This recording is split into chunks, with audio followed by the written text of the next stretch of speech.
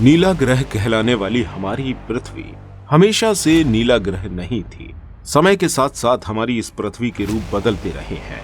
बहुत कुछ देखने के बाद हमारी ये पृथ्वी हमारे रहने के अनुकूल बनी है। वैज्ञानिकों का कहना है कि हमारी पृथ्वी का जन्म तकरीबन 4.5 अरब वर्ष पहले हुआ था।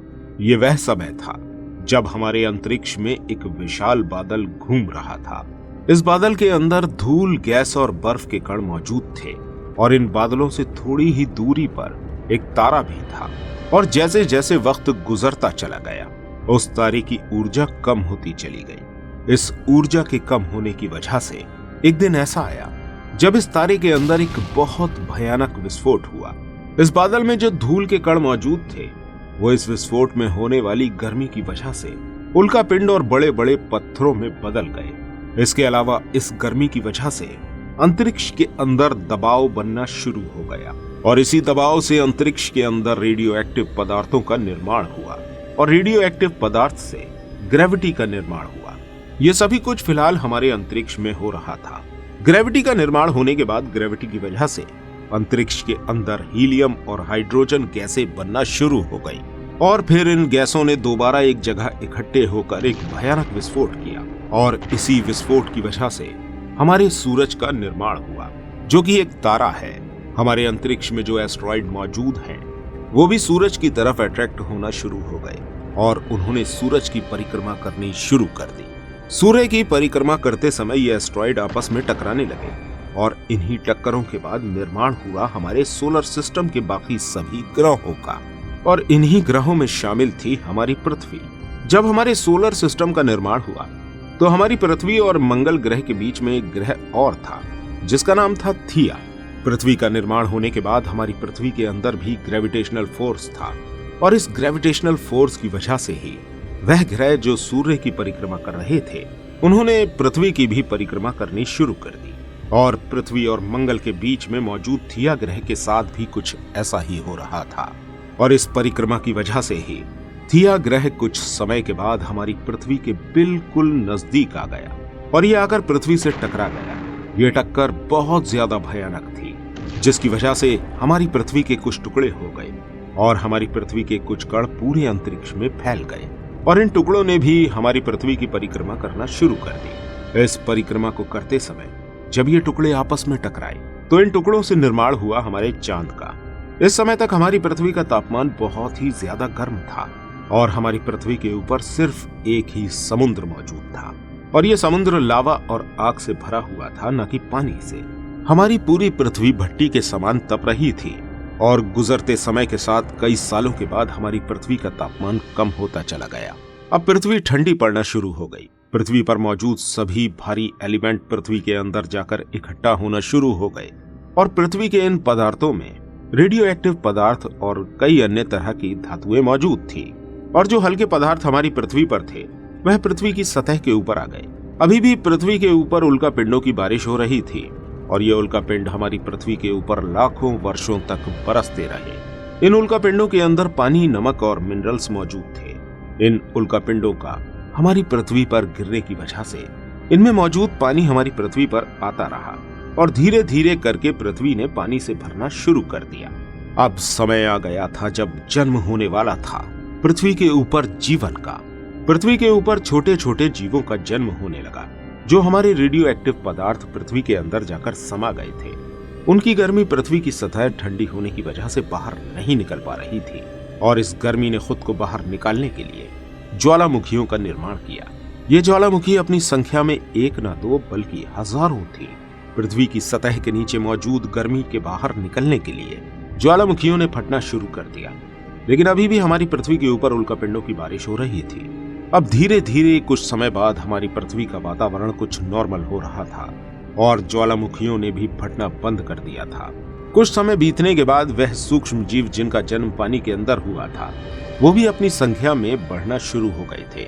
ये जीव अपने भोजन के लिए पानी के अंदर ही मिनरल्स प्राप्त करने लगे थे और अपने अंदर से ऑक्सीजन निकालने लगे थे। ये ऑक्सीजन पानी के अंदर से निकलकर पृथ्वी के एनवायरनमेंट में मिलने लगी थी। धीरे धीरे करके हमारे एनवायरनमेंट में ऑक्सीजन की मात्रा बढ़ती जा रही थी और इसी ऑक्सीजन की बढ़ती मात्रा की वजह से पृथ्वी पर निर्माण हुआ वायुमंडल का। धीरे धीरे करके पृथ्वी पर इन सूक्ष्म जीवों की संख्या बढ़ती चली गई। पृथ्वी के एनवायरनमेंट में मौजूद आयरन ने ऑक्सीजन से रिएक्ट किया और आयरन ऑक्साइड का निर्माण किया। समय बीतता चला गया और आयरन ऑक्साइड की मात्रा भी बढ़नी शुरू हो गई। पृथ्वी के अंदर मौजूद गर्मी की वजह से पृथ्वी की टेक्टोनिक प्लेट्स में दरारें आना शुरू हो गई और इन दरारों की वजह से पृथ्वी के अंदर जो लावा मौजूद था वो बाहर निकलकर उबलना शुरू हो गया। इस लावे के अंदर से कार्बन डाइऑक्साइड गैस बहुत भारी मात्रा में निकल रही थी। धीरे धीरे करके इस कार्बन डाइऑक्साइड गैस की मात्रा बढ़ती चली गई और इस गैस की वजह से पृथ्वी के ऊपर एसिड की बारिश होने लगी। इस एसिड की बारिश की वजह से पृथ्वी का टेम्परेचर धीरे धीरे कम होता जा रहा था और यहाँ पर मौजूद पानी बर्फ में तब्दील हो रहा था। और फिर एक समय ऐसा आया जब हमारी पूरी पृथ्वी बर्फ से ढक गई। ये वो समय था जिसे हम आइस एज के नाम से जानते हैं। ये स्थिति हमारी पृथ्वी के ऊपर काफी सालों तक रही और पृथ्वी बर्फ से ढकी रही। बहुत समय के बाद दोबारा से पृथ्वी के अंदर की गर्मी ज्वालामुखी के रूप में बाहर निकलने लगी थी। इन ज्वालामुखियों के फटने से पृथ्वी के ऊपर जो बर्फ मौजूद थी वो भी धीरे धीरे करके पिघलना शुरू हो गई। लेकिन अभी भी कुछ सूक्ष्म जीव ऐसे थे जो कि पानी के अंदर मौजूद थे। ये सूक्ष्म जीव ऑक्सीजन को एब्जॉर्ब करके अपने साइज में बड़े होने लगे थे। इसके अलावा पानी के अंदर कई सारे पौधों का भी निर्माण होने लगा था और ज्वालामुखियों के फटने की वजह से पृथ्वी का तापमान भी अब गर्म हो रहा था।